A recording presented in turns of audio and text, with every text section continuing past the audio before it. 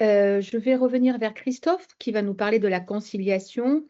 Donc, c'est devenu un critère standard. Est-ce que tu pourras nous dire ce que ça implique et s'il y a des nouveautés aussi, Christophe? Oui, donc merci Patricia. Donc on est effectivement, comme tu l'as dit, passé d'un critère en fait pratique bonus, une pratique avancée, à un critère standard, ce qui signifie donc que pour la conciliation, les établissements devront à minima s'engager dans la démarche, pardon. Et en fait, le critère, ce qui est très bien, c'est qu'il précise les choses, il détaille les choses, et il détaille les différentes étapes en fait de la démarche pour aller vers une conciliation optimisée. Pour aller un peu plus dans le détail,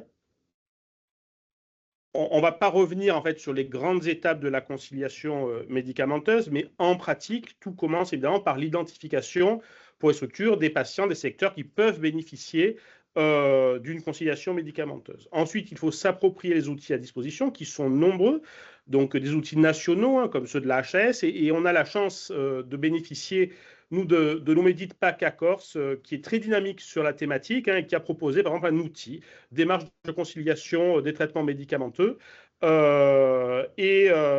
qui va très certainement, prochainement, au vu de l'importance du sujet, hein, on est passé d'une pratique avancée à un critère standard, vous proposer des outils complémentaires pour vous aider à l'engagement dans cette pratique. On programme ensuite un planning de déploiement de la conciliation, et c'est là, en fait, où le critère détaille les choses, puisque la conciliation, elle peut être à minima engagée, c'est-à-dire en fait partielle, au moins un des secteurs, population ciblée à risque.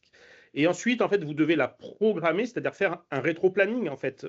Et ça, ce rétro-planning pourra être un élément de preuve, en fait, hein, pour montrer que vous avez engagé la démarche et que vous l'avez programmée.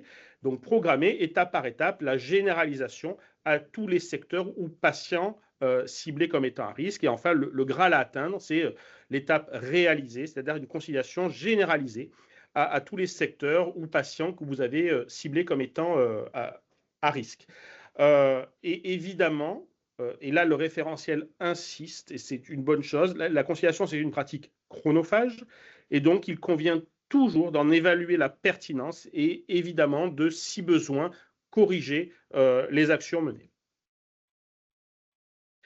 Je ne vais pas entrer dans le détail, ce n'est pas l'objet du webinaire et cela sera sûrement fait ultérieurement, mais dans le détail de la conciliation, rappel très rapide, vous en avez différentes sortes, plus ou moins simples à mettre en œuvre pour celles et ceux qui doivent s'engager dans cette démarche. Vous avez la conciliation à l'admission, la proactive qui vise à prévenir les erreurs médicamenteuses, la rétroactive qui, elle, va plus intercepter les erreurs, et une conciliation de sortie ou transfert, donc aux interfaces, évidemment, hein, les moments les plus à risque pour le patient, qui, elle, vise plus à compléter le volet médicamenteux de la lettre de lésion. Merci Christophe. Nous avons une question précise sur ce sujet et concernant la chirurgie programmée. Est-ce qu'on peut débuter et ou utiliser les données concernant le traitement habituel du patient lors de la consultation, soit avec le chirurgien, soit avec l'anesthésiste? Je vais peut-être rebondir. La conciliation, elle passe par l'établissement de la liste la plus complète, et je rajouterai possible, et la plus exhaustive possible sur les médicaments pris par le patient, prescrits ou pas prescrits.